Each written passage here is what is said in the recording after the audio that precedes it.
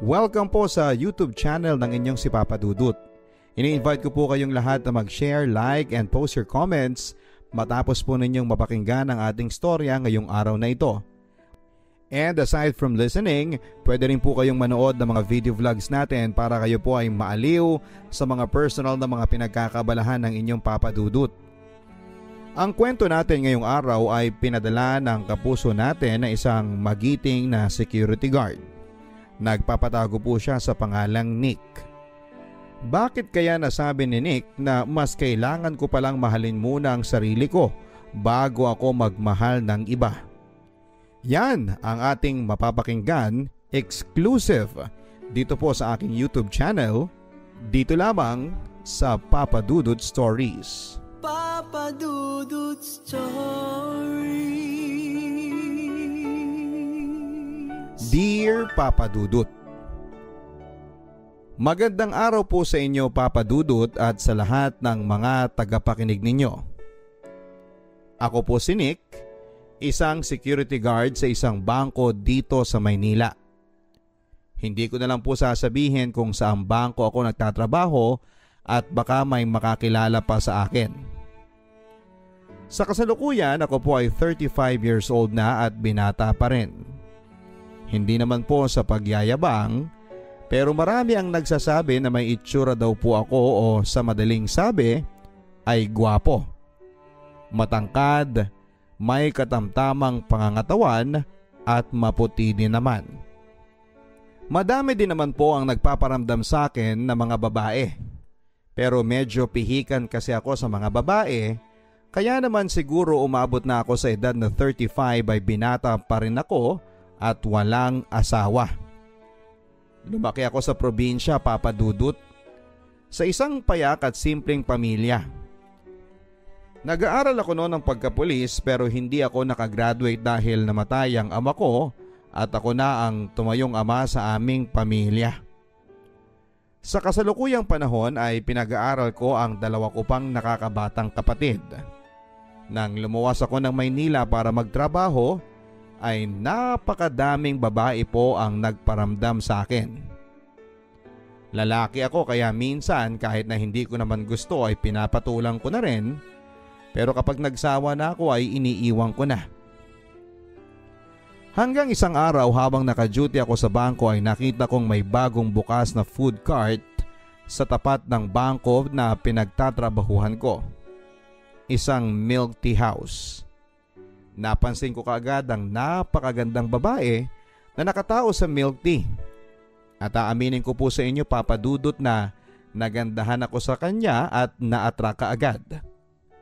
Mukha siyang mainhin at mabait para sa akin.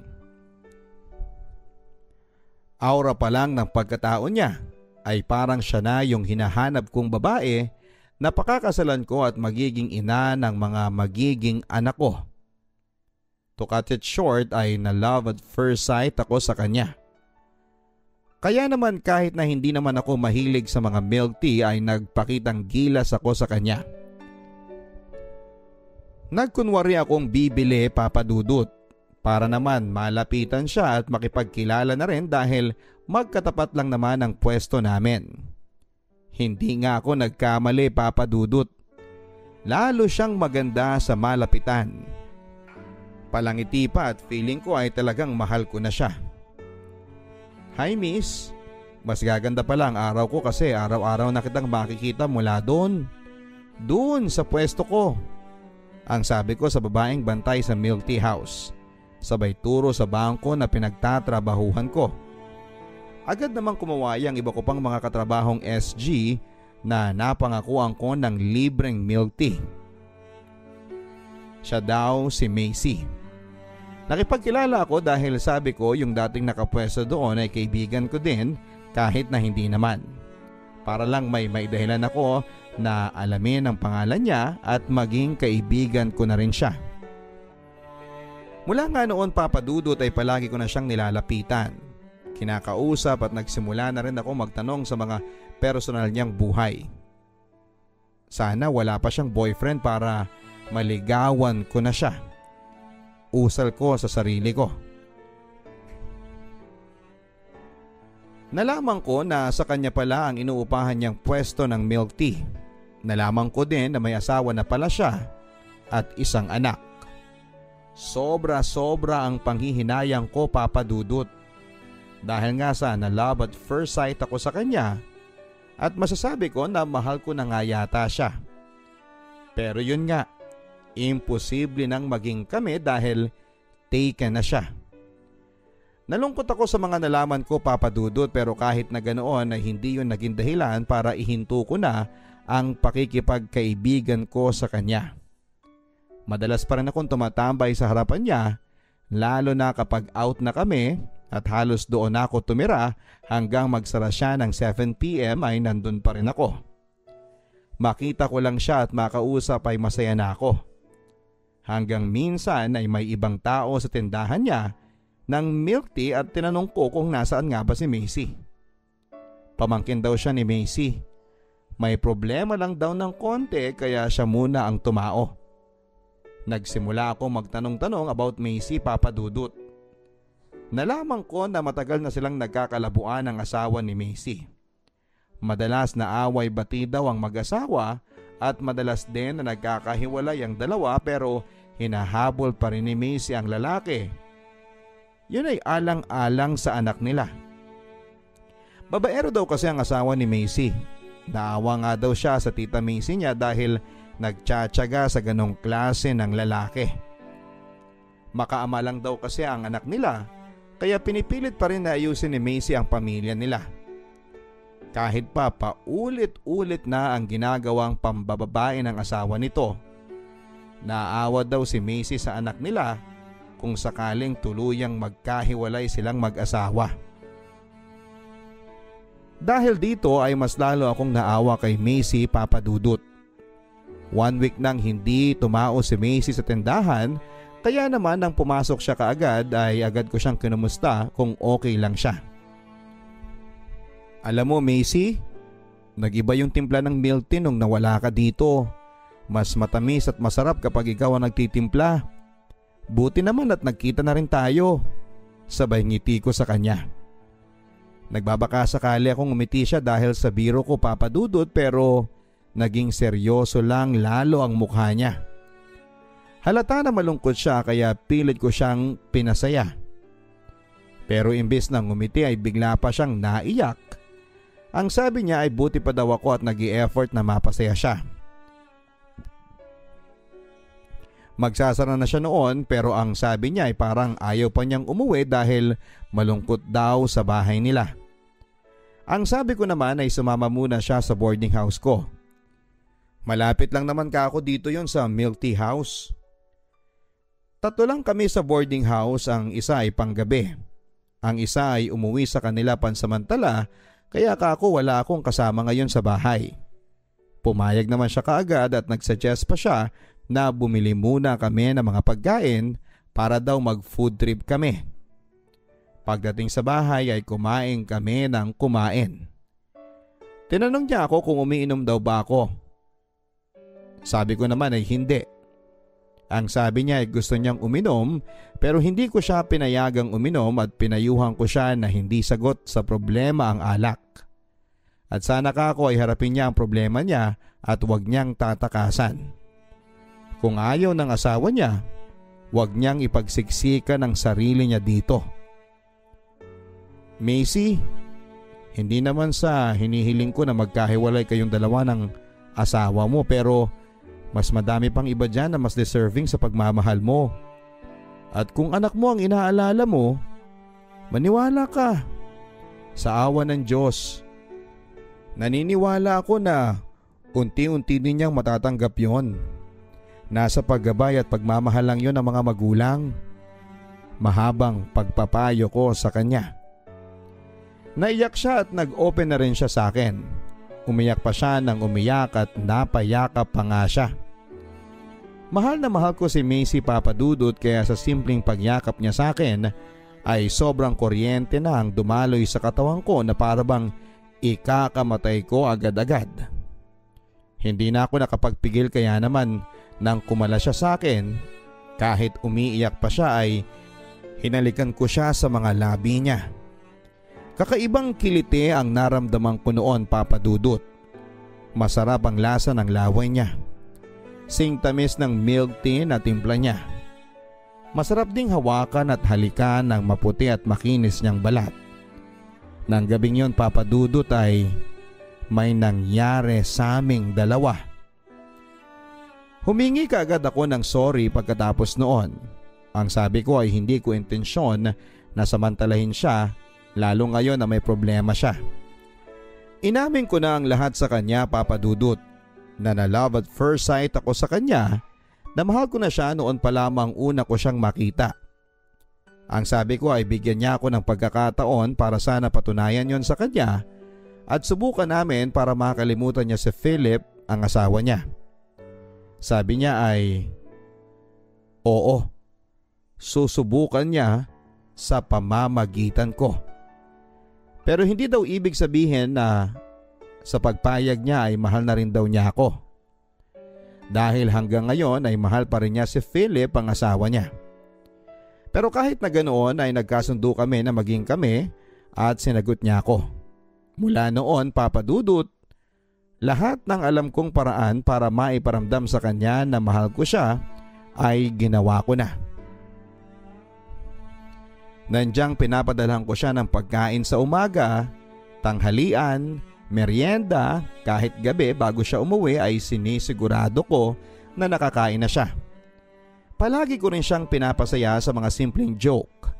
Nireregaluhan ko siya ng kung ano-ano. Kahit na simple at mura, basta napapasaya ko siya. Binibilhan ko din siya ng mga damit, mga bagay na alam kong hilig niya at mga alahas na silver. Mahal na mahal ko si Macy, Papa Dudut. Sa kanya ko nakita ang isang babaeng pinapangarap ko. Ang babae sa aking pantasya ay nakita ko sa katauhan ni Macy. Yun nga lang ay kasal na ito at may isang anak na. Pero kahit na ganon, Papa Dudut, ay hindi yun nakasagabal para lalo ko siyang mahalin. Naging lihim ang relasyon namin dahil sa sitwasyon niya. Masaya kami sa tuwing magkasama kaming dalawa at kapag may pagkakataon ay lumalayo kami para mamasyal, para walang ibang makakilala sa kanya. Minsan tinatanong ko siya kung natutunan na ba niya akong mahalin, kasi nga mahal na mahal ko na siya. At habang tumatagal ay mas lalo pang lumalalim ang pagmamahal ko sa kanya. Sabi niya ay mahal din daw niya ako. Nagpapasalamat nga daw siya sa akin dahil kahit na gano'n ang sitwasyon niya ay tinanggap ko siya at minahal ko. Napakasaya ko, Papa Dudut, na unti-unti na raw siyang nakakalimot kay Philip dahil sa akin. Sa katunayan ay sobrang proud ako kapag nagde-date kami ni Macy kasi nga napakaganda niya. Isinama ko din si Macy sa probinsya namin at ipinakilala sa aking mga magulang at mga kapatid, mga tiyuhin at tiyahin, mga pinsan at madami nga nagsasabi na pakasalan ko na raw at baka mauntog pa daw si Macy at makawala pa. Natatawa na lang kami syempre. Hindi kasi nila alam ang sitwasyon namin ni Macy. Hanggang sa umabot na kami ng 2 taon na masaya kahit na lihim ang aming relasyon.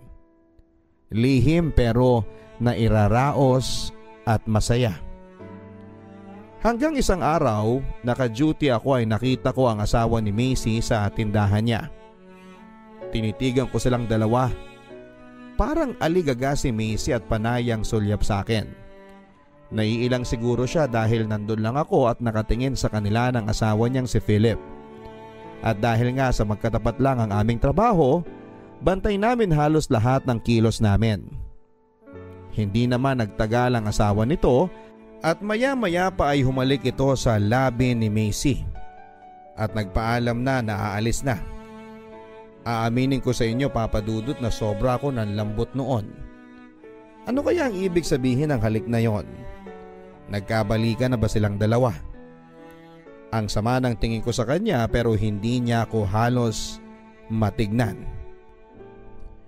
Pagka-out ko sa trabaho, sa sobrang sama ng loob sa kanya ay hindi na ako dumaan sa kanya at umuwi na ako kaagad. Malapit lang din doon ang bahay ko. Inaasahan ko na pupuntahan niya ako sa bahay pagka-out niya ng 7 p.m. Noon ay niyakap niya ako kaagad pagkakita niya sa akin. Umiyak siya at nagpaliwanag. Nick, bumalik na si Philip sa buhay namin ng anak ko. Para daw magpakatatay sa anak namin at para ayusin ang pamilya namin. Naiiyak na sabi ni Macy noon. At ano? Naging masaya ka na? Hindi. Hindi tulad ng sinasabi mo ang nararamdaman ko, Nick. Hindi ako masaya na nagpakita at nagparamdam siya sa amin. At sinabi ko yun kay Philip pero ano? Ayon pa kay Macy ay lumabas daw ang anak nila at umiiyak sa harapan nilang dalawa. Nakiusap daw ang bata na sana ay tanggapin daw muli ang kanyang ama para mabuong muli ang pamilya nila. Naawa siya sa anak niya kaya napaoo ito. Pero huwag daw ako mag-alala dahil nagkabalikan man sila. Oo, tinanggap niya ang asawa niya sa bahay at sa pamilya nila. Pero hindi naman daw sa puso niya. May mga limitations pa rin daw siya dito. At sa ngayon nga ay sinusuyo siya ng maigi ng asawa niya. Ikaw, Nick, ang mas mahal ko kesa sa asawa ko. Kaya wag mo sanang isipin na niloloko kita. Pakikisamahan ko lang siya dahil sa anak namin. Seryosong sabi ni Macy sa akin matapos nga noon ay niyakap pa niya ako ng mahigpit. Niyakap ko din siya at nangako kaming hindi bibitaw sa aming pagmamahalan. Pero mula noon ay dumalang na ang oras at panahon na nagkakasama kami. Halos araw-araw kasi siyang sinusundo ng asawa niya pagka-out niya sa trabaho. Madalas din siyang sinasamahan nitong tumao sa may tindahan. Sobrang sakit sa akin na makita ko na ang taong mahal ko ay hiram ko lamang. At araw-araw nilang pinamumukha sa akin yon. Lalo pa at nakikita ko silang sweet sa tindahan. Halos nawawala na kami ng time sa bawat isa kasi nga bawal mag-text, bawal mag-chat at mas lalong bawal ang tumawag. Kailangan ko lang maghintay kung kailan ako maaalala ni Macy na kontakin. Napakasakit, Papa Dudut. Pero okay lang sa akin kasi mahal na mahal ko na siya. Para akong nanlilimos palagi ng kaunting oras at pagmamahal niya. Sobrang napakasakit para sa akin pero wala akong magawa. Hanggang isang araw ay kinausap ako ni Macy na ihinto na raw namin ang aming relasyon. Dahil mali yon. Ang sabi ko, akala ko ba mas mahal mo ko kaysa sa asawa mo? Dahil dito ay hindi ako pumayag, Papa Dudut. Napakalaki ng sakripisyo ko sa aming relasyon at hindi ako basta-basta papayag na humiwalay siya sa akin. Halos lahat ng gusto niya ay sinunod ko tapos ngayon ay ibabasura lang niya ako dahil sa Philip na yon. Pero ang sabi ni Macy ay wala daw akong magagawa dahil legal silang mag-asawa ni Philip. Pinagpilitan ko sa kanya na nangako siya na mas mahal niya ako kay Philip. Pero bakit ngayon ay gusto na niya akong iwanan. Ginagawa lang daw niya ang alam niyang mas tama, sagot niya. Humingi siya ng sorry habang umiiyak at nagpapasalamat dahil minahal ko siya at tinanggap kahit na ganon ang aming sitwasyon. Mahal na mahal ko si Macy, Papa Dudut. Kaya parang hindi ko matanggap ang kabiguan ko sa kanya na mga panahon na yon. Ang sabi ko ay hindi ako papayag na basta na lamang niya akong iwanan ng ganon. Nakagawa pa ako ng mali nang binantaan ko siyang sasabihin sa asawa niya ang aming relasyon. Lalo na kapag iniwan niya ako. Lumuhod siya sa akin na palayain ko na siya at hayaan ko na siya. Umiyak siya at nagmamakaawa sa akin na wag ko na silang guluhin pa. Pero naging matigas ako.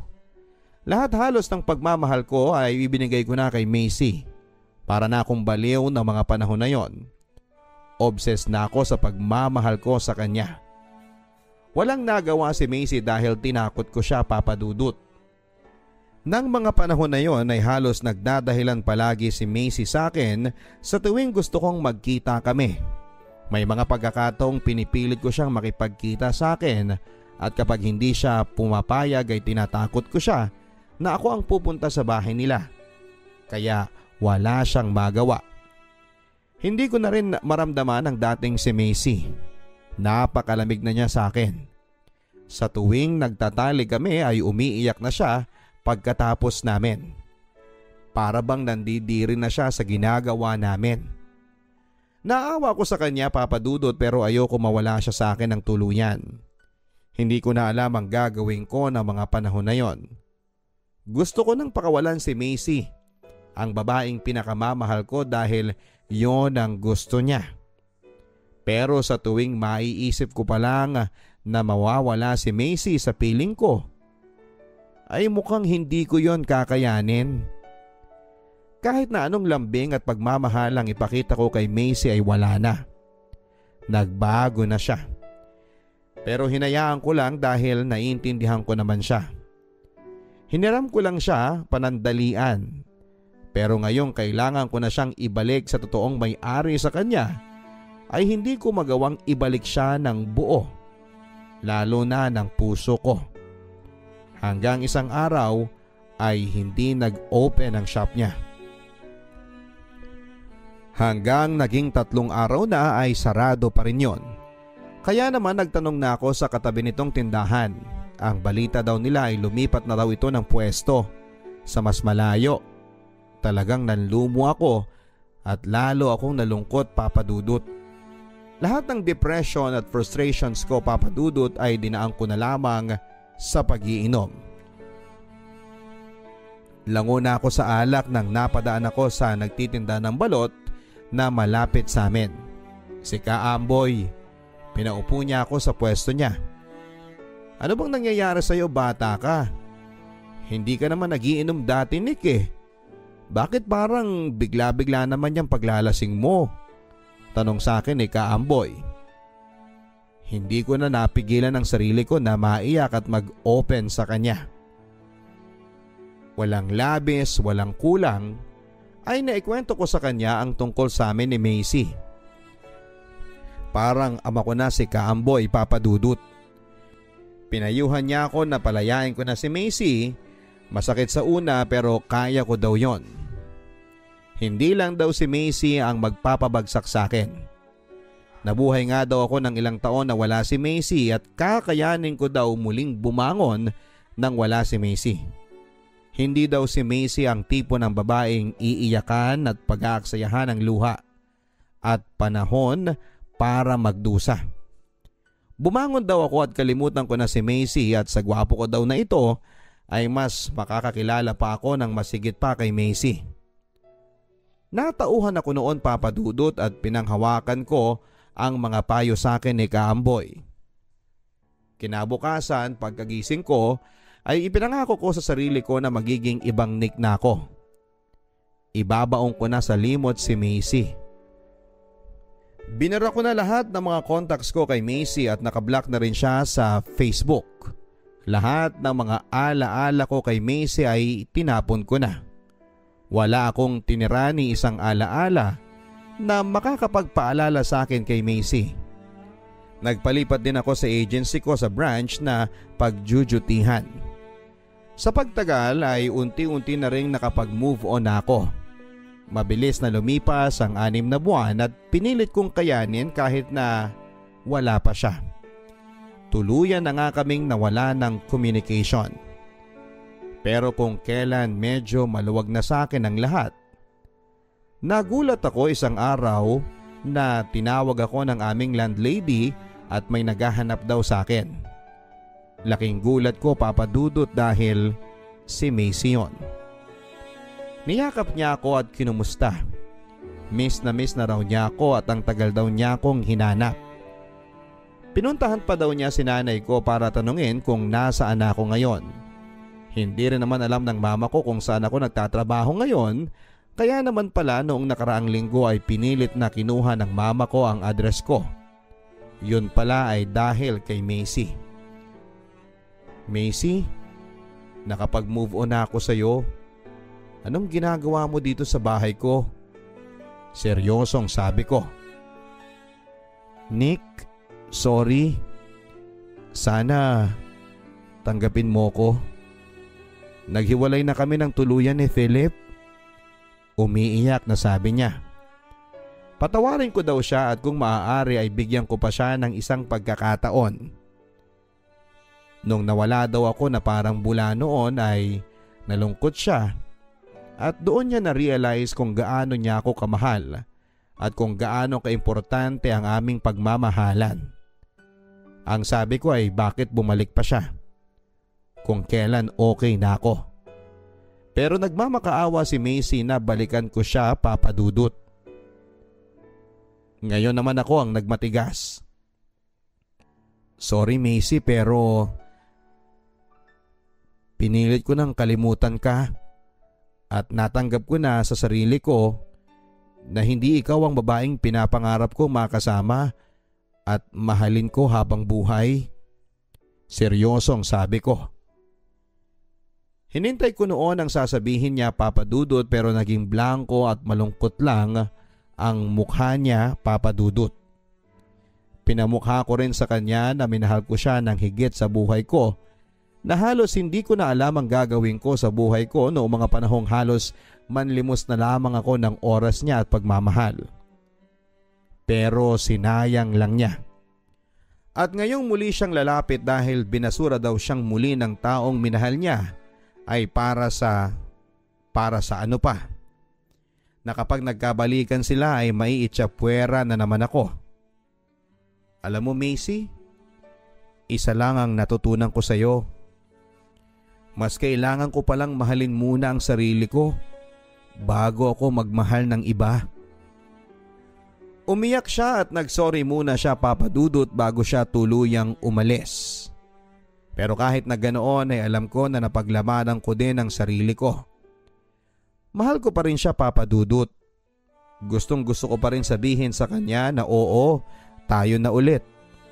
Gusto kong yakapin siya ng mahigpit at punasan ang mga luha niya at i-comfort muna siya, pero hindi ko yon ginawa. Hanggang ngayon ay mahal na mahal ko pa rin si Macy. Pero hindi sapat na dahilan yon para kawawain ko ang sarili ko.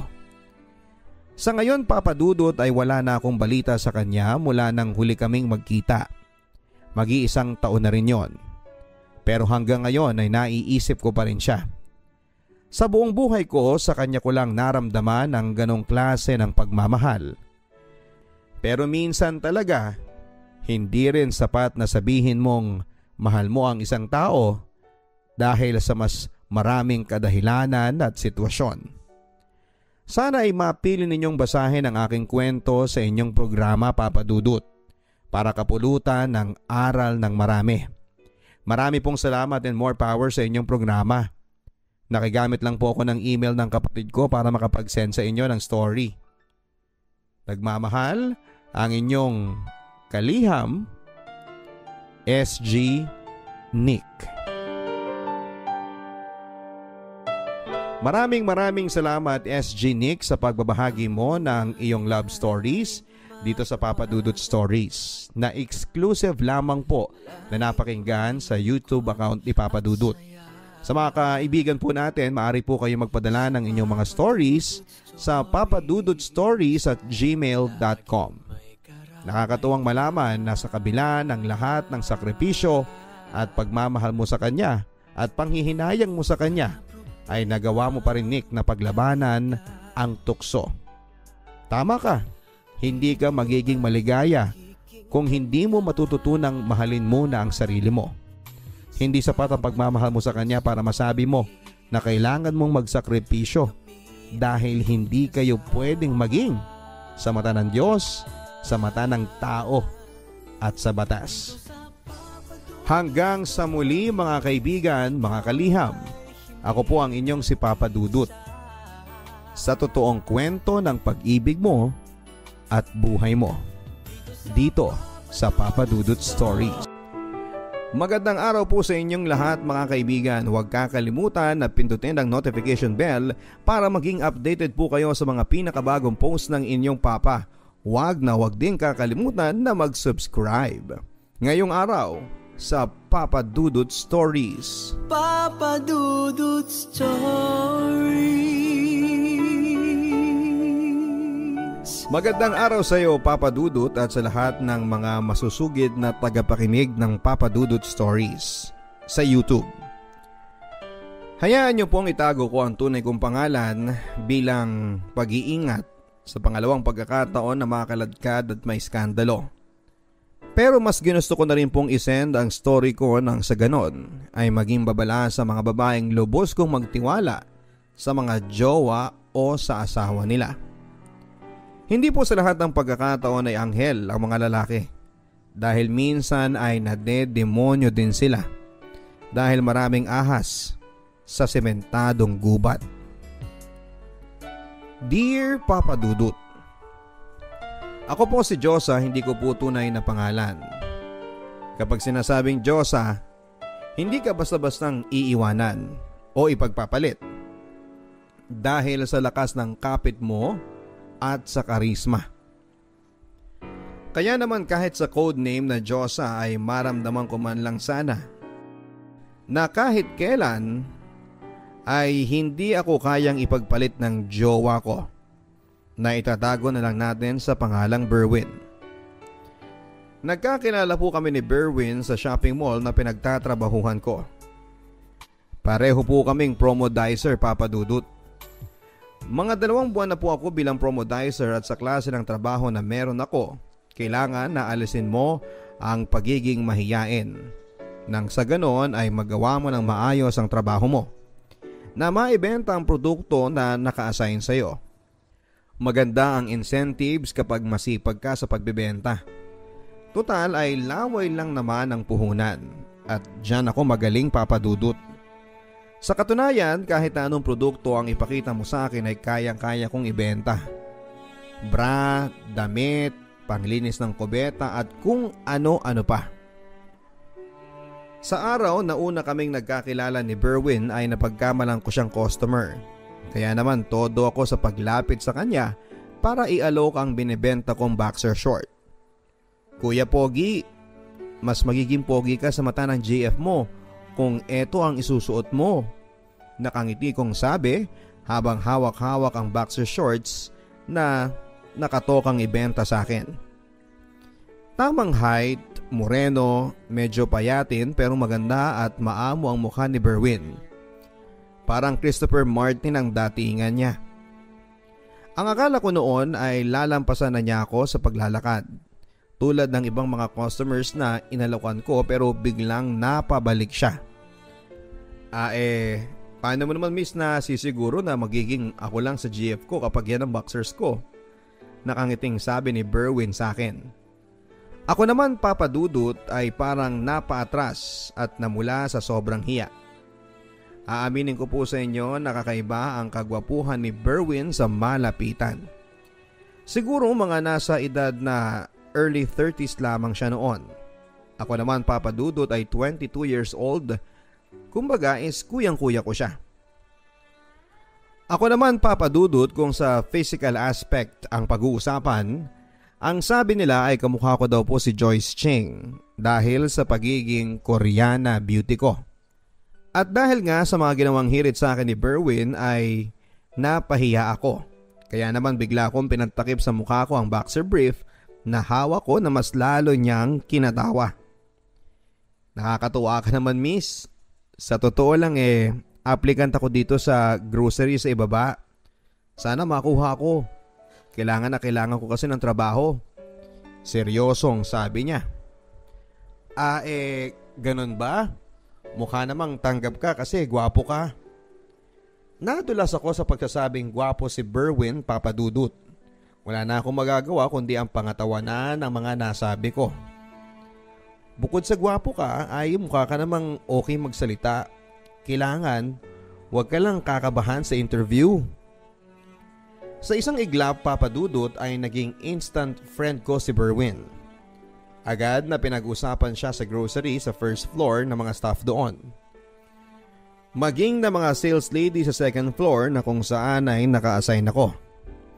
Lahat sila ay nagwagwapuhan kay Berwin.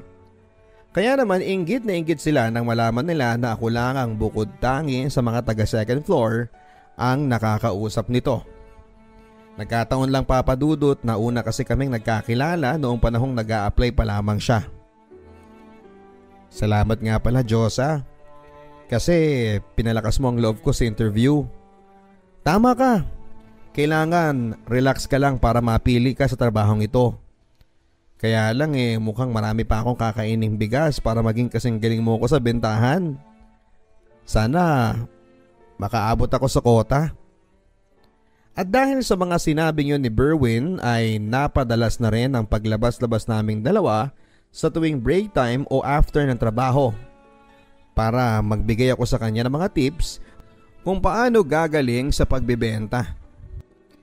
Naging open sa akin si Berwin na nagustuhan niya ako dahil sa cute at singkit daw ang mga mata ko. Talaga?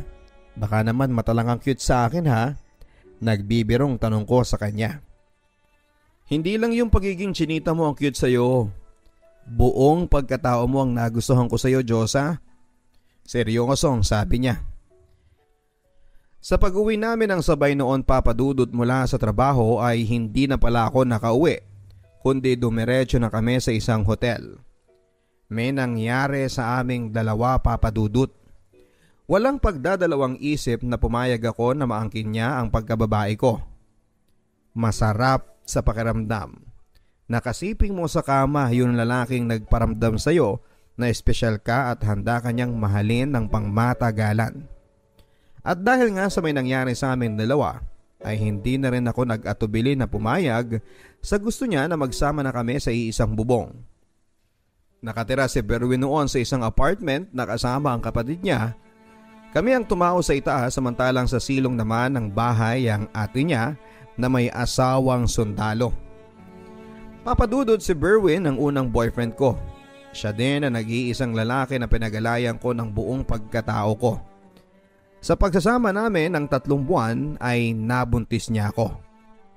Simula nang lumaki ang tiyan ko ay si Berwin na mismo ang naunang nagparamdam na kailangan ko daw munang huminto sa aking trabaho sa mall.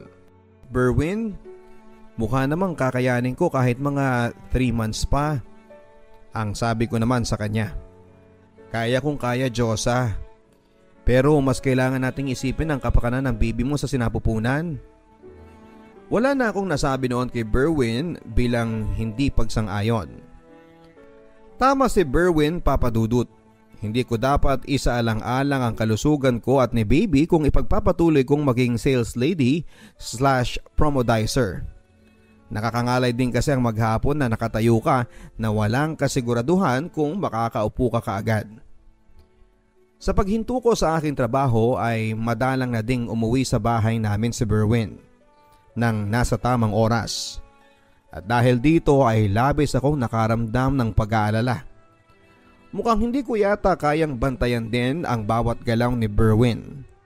Ano kaya ang dahilan ng pagiging kakaiba ng mga galawan nito? Isang araw ay sinubo ko siyang tanungin kung bakit parang nag-iba na siya. Pero imbes na sagutin ako ng maayos ay nagalit siya sa akin. Bakit daw mas inuuna ko pang maging reporter sa pagtatanong kesa kumustahin ko siya kung okay ba siya sa maghapon daw niya na pagtatrabaho. At dahil dito ay hindi ko na muli pang sinubok na magtanong. Natatakot kasi ako papadudot na muli niya akong sumbatan na siya lang ang naghahanap buhay sa aming dalawa. Naiiyak na lamang ako papadudot dahil po sa mga pangyayari. Hindi ko po kasi akalain na mag-iiba ang pakikitungo sa akin ng taong dapat sana ay aalagaan ako ngayong nagdadalang tao ako ng magiging anak namin. Mabilis na lumipas ang 5 buwan ay nabalitaan ko na lang na aalis na sa silong ang ate ni Berwin. Pansamantalang tutuloy muna si Ate Rosa sa malapit sa isang kampo kung saan ay naka-assign ang asawa niya. At dahil dito ay mababakante na ang silong ng bahay. Pero makalipas lamang ng 2 araw ay may kumatok sa bahay. Lori daw ang pangalan niya at hinahanap sa Ate Rosa at si Berwin. Si Berwin ang kumausap sa kanya. Ayon kay Berwin ay pinsang buo daw nila si Lori. At dito na rin daw siyang magtatrabaho sa Maynila. Wala namang kaso sa akin yon kung titira ang pinsan ni na Berwin dahil kina Ate Rosa naman ito titira pansamantala. Habang papalapit ng araw ng panganganak ko, Papa Dudut, ay pahirap naman ang pahirap ang sitwasyon ko. May kalakihan kasi ang tiyan ko at ayon sa OB ko ay malaki daw ang tsansang ma-CS ako. Wag naman sana dahil hindi namin kakayanin ang gasto sa panganganak. Hanggang dito lang sa lying-in ang budget na meron kami ni Berwin sa panganganak ko. Isang hapon ay nagising na lamang ako mula sa isang malalim na tulog nang naramdaman ko na naghihilab na ang tiyan ko. Ang akala ko noon ay nasa tabi ko lang din si Berwin pero wala siya. Hinanap ng mga mata ko kung saan nga ba nagpunta ang lalaking yon kaya naman nagsisigaw na lamang ako. Mga 5 minuto na yata ako nagsisisigaw noon nang nakita ko na lang si Berwin na nagmamadaling daluhan ako. Ayon kay Berwin ay narinig niya ako mula sa silong ng bahay. Kinakausap daw niya si Lori tungkol sa magiging ambag nito sa renta ng bahay. Dalhin mo na ako sa lying-in. Umiiyak na sabi ko. Sa awa ng Diyos ay nairaos ko ang panganganak, Papa Dudut. Pero dahil na rin sa mga may kalakihan nga ang tiyan ko ay nahirapan akong manganak. Mabuti na lamang at malakas ang fighting spirit ko o pwede ko ring sabihin na takot ako sa laki ng maaaring bayaran namin sakaling ma-CS ako. Si Lori ang isa sa mga umalalay sa akin sa panganganak. Dahil dito ay naging close na kaming dalawa. Pinsang buo pala ni Lori si Berwin sa mother side nila. Yun ay ayon na rin sa kwento niya sa akin. Mabait at maasikaso si Lori, Papa Dudut.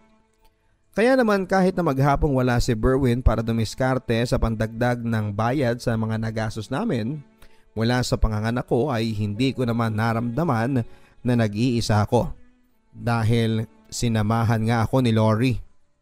Sa pagdaan ng mga araw ay hindi ko na madalas makita pa si Berwin, lalo na sa mga panahong nagre-recover na ako sa bahay at nag-aalaga sa baby namin.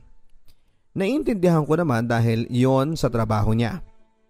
Pero ang inuungot ko, Papa Dudut, ay lagi itong inuumaga ng uwi na para bang wala siyang pakialam sa baby namin.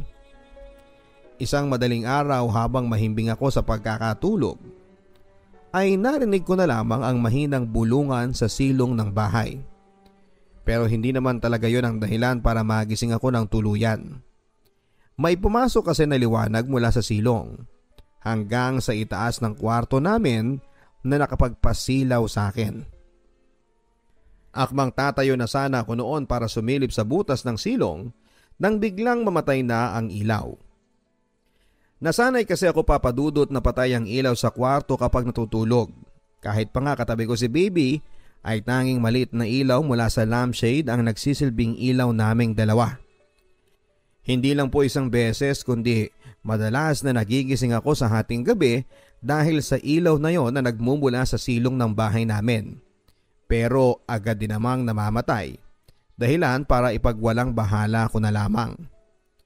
Pero isang gabi kasagsagan ng tulog ko nang magising ako sa mahinang halinghingan na mula sa silong.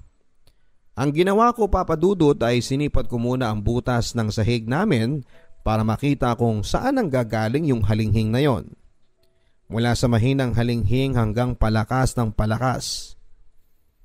Sa pagsilip ko ay kitang-kita ng dalawang mga mata ko si Berwin na nakapatong sa nakahubad na si Lori. Kita ko din na baka sa pagmumukha ni Lori ang labis na kaligayahan. Halos mawala ako sa ulirat noon. Hindi kasi ako makapaniwala sa mga nakikita ko. Totoo ba ito? Nakatalik ni Lori si Berwin? Sa sobrang inis ko, Papa Dudut, ay binabaan ko sila. Halos may skandalo at nagising lahat ng mga kapitbahay namin noon dahil sa ginawa kong pagwawala. Dahil sa labis na pagkagulat ay hindi na nga nagawang makapagbihis pa ni Lori, Papa Dudut.